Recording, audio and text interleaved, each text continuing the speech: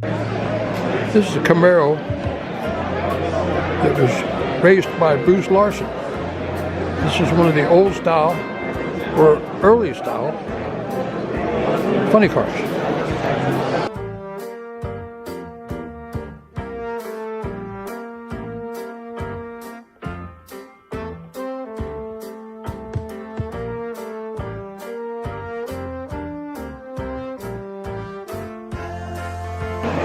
This is also an early style funny car.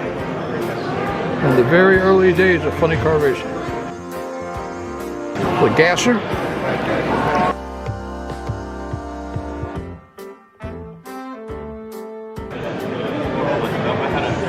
So this is a front engine rail. And this is from the early days of drag racing.